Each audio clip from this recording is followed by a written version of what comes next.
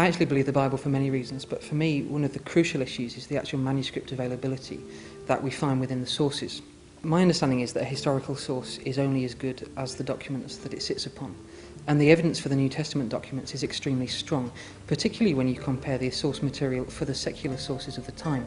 Two of the earliest biographies of Alexander the Great, for example, are written 400 years or so after his death by Arrian and by Plutarch, are considered by historians to be the strongest evidence for his life. And yet we're still finding them 400 or 500 years after he died in 323 BC.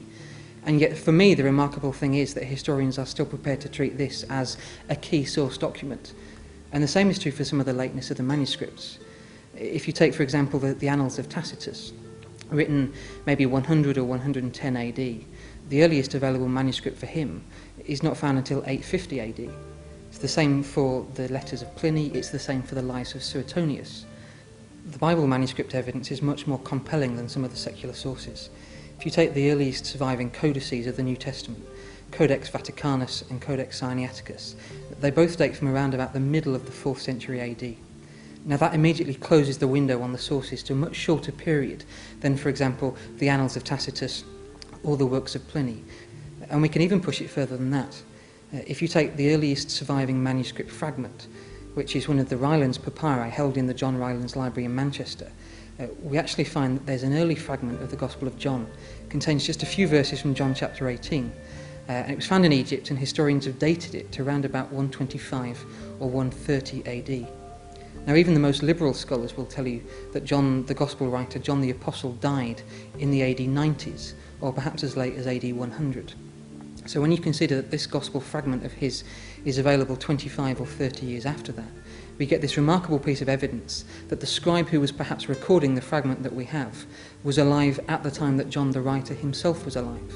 In other words, what the document does is take us right to the very heartbeat of the gospel message, and it gives us something really significant to work with. Now you can add to this the number of manuscript copies which are still available. There are 8 copies, for example, for Herodotus, one of the so-called fathers of history. There's 7 copies of some of Aristotle's work. There's 20 copies left of Tacitus.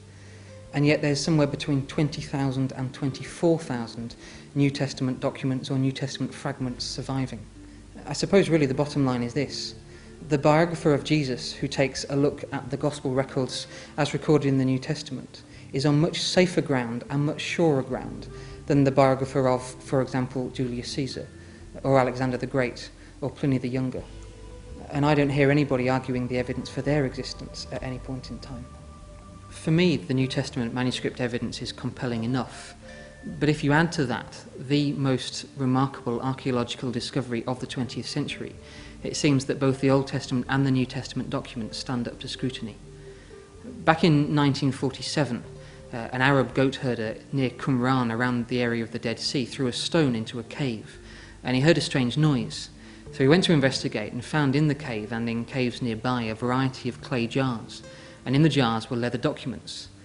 And what he didn't realise at the time, but what archaeologists and historians have later discovered, is that he had found what's become known as the Dead Sea Scrolls, the most incredible manuscript discovery of the 20th century.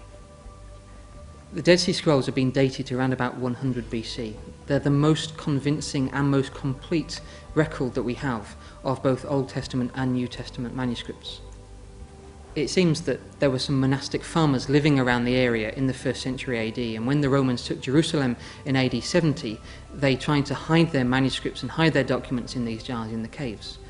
One of the scrolls contains all 66 chapters of the book of Isaiah, and it's remarkable because it also antedates the previous oldest copy of the book of Isaiah by nearly 1,000 years. The Masoretic text was around 900 or 1000 AD. This Dead Sea Scrolls copy is from around 100 BC. Normally you'd expect remarkable changes in a document over 1,000 years. That's a pretty long period of time. And yet what's remarkable for scholars of the Dead Sea Scrolls is that that copy of Isaiah found in the caves in Qumran is virtually identical to the later Masoretic copy that dates from 900 or 1000 AD. You would expect to find many more changes than you do, and even the changes and the variations which are there are pretty negligible. They certainly don't impact on anything central to the Gospel or central to Isaiah's message. I spent a lot of time working with old manuscripts and working with old books, And it seems to me that the Bible more than passes the tests that historians lay down when they work with ancient source material. And I find that that means that when I come to the Bible, or when anyone else comes to the Bible, they can treat it not merely as a book of old documents, a book of old manuscripts, but as something living and powerful, containing a message for us today.